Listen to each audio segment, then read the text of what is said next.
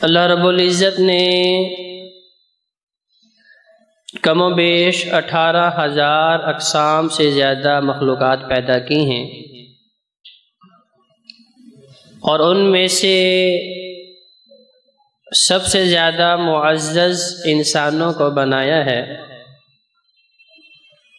وَلَقَدْ كَرَّمْنَا بَنِي آدم، اللہ نے جو بھی پیدا کیا ہے وہ لاجواب اور باکمال پیدا کیا ہے،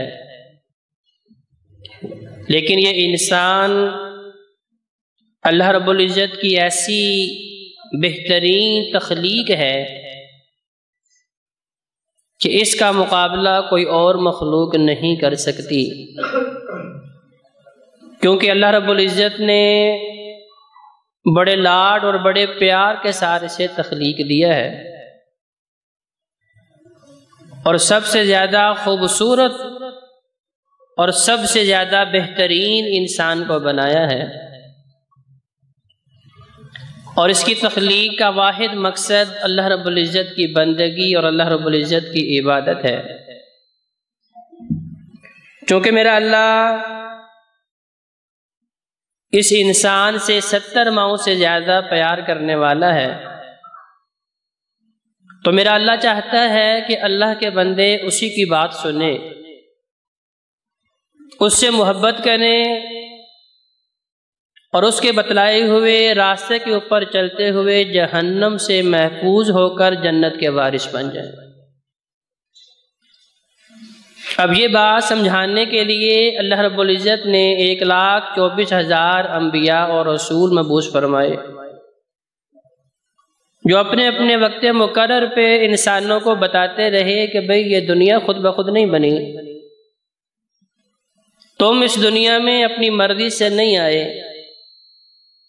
یہ سورج چاند ستارے اپنی مرضی سے نہیں آ رہے اور اپنی مرضی سے نہیں جا رہے، بلکہ ان سب کے پیچھے اللہ رب العزت کی قدرت کار فرما ہے، اور آسمان سے لے کے زمین تک کی تمام تر مخلوقات انسان کے لیے اللہ نے بنائی ہیں، اور اس انسان کو اللہ رب العزت نے صرف اور صرف اپنی بندگی اور عبادت کے لیے پیدا فرمایا ہے۔ حدیث قدسی ہے، اللہ تبارک و تعالی ارشاد فرماتے ہیں کہ میں نے اس انسانیت کو اس لیے پیدا کیا ہے کہ یہ اکٹھے رہیں، متحد رہیں، اور اللہ کی رحمتیں اور اللہ کی برکتیں سمیٹتے ہوئے دنیا کے اندر بھی کامیاب ہوں اور آخرت میں بھی کامیاب ہوں۔ قرآن مجید بھی اس کی گواہی اس الفاظ میں دیتا ہے، سورہ بقرہ آیت نمبر 213، کان الناس امۃ واحدہ، یہ ساری کی ساری انسانیت ایک ہی امت ہے، ایک ہی باپ کی اولاد ہے، ان کی بنیاد ایک ہی ہے، تو لہذا ان سب کو اکٹھا ہی ہونا چاہیے۔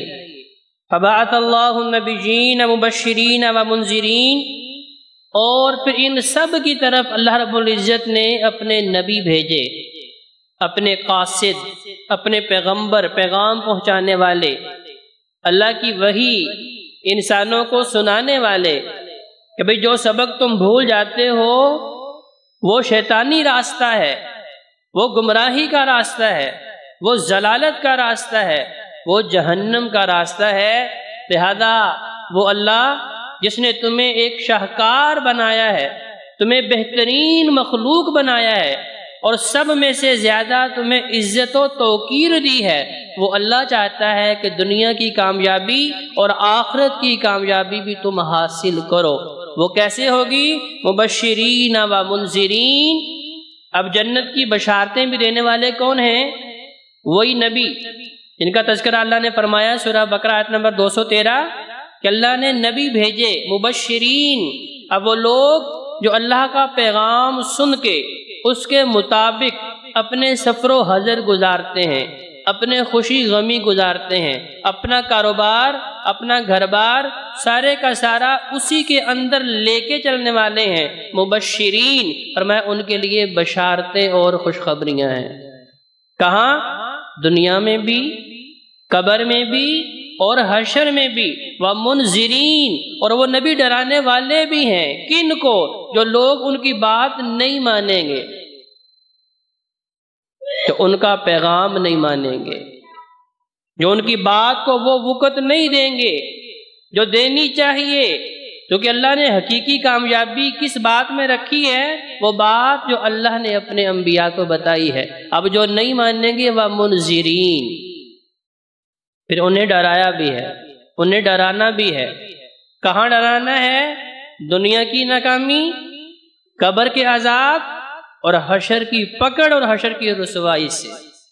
تو لہذا تمام انبیاء، اللہ نے قرآن مجید میں ایک آیت کریمہ میں 4 نبیوں کا تذکرہ کیا، نام لے کے کہا، نبی نوح، نبی ابراہیم، نبی موسیٰ، نبی عیسیٰ، یہ سارے کے سارے دعوت دیتے رہے کیا؟ وَلَا تَتَفَرَّقُوا، وہ الگ الگ نہ ہونا، ٹولیاں نہ بنانا، جماعتیں نہ بنانا، گروہوں میں تقسیم نہ ہونا۔